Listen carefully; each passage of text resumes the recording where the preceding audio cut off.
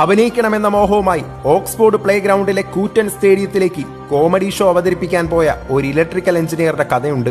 ശബ്ദ തരംഗങ്ങൾ മുഴങ്ങിയടിക്കുന്ന ആ വലിയ ഹാളിലെ ജനക്കൂട്ടത്തിന് മുന്നിൽ ഡയലോഗ് കൃത്യമായി പറയാൻ കഴിയാതെ, കൗണ്ടറുകൾക്ക് മറുപടി നൽകാനാകാതെ, എന്തിന് ഒന്ന് സംസാരിക്കാൻ പോലും പാടുപെട്ടവൻ വേദിയിൽ ഒരു കോമാളിയായി മാറാൻ തുടങ്ങി.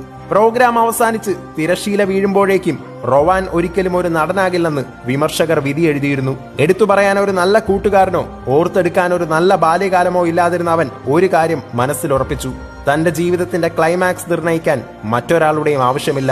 വർഷങ്ങൾക്കുശേഷം 1990 ഒരു ബ്രിട്ടീഷ് പ്രൊഡക്ഷൻ കമ്പനിയുടെ മേൽനോട്ടത്തിൽ ഒരു കോമഡി TV ഷോയിലൂടെ അദ്ദേഹം ഒരു തിരിച്ചുവരവ് നടത്തി. നൊസ്റ്റാൾജിയായി വിറക്കുന്ന കൗമാരക്കാർ മുതൽ കൊച്ചുകുട്ടികളെ വരെ ടെലിവിഷന് മുന്നിൽ പിടിച്ചിരുത്തിയ മിസ്റ്റർ ബീനെയും അത് അഭിനയിച്ചു വലിപ്പിച്ച റൊവാൻ ആറ്റ്കിൻസനെയും അങ്ങനെ പെട്ടെന്നൊന്നും മറന്നു കാണാൻ വഴിയില്ല.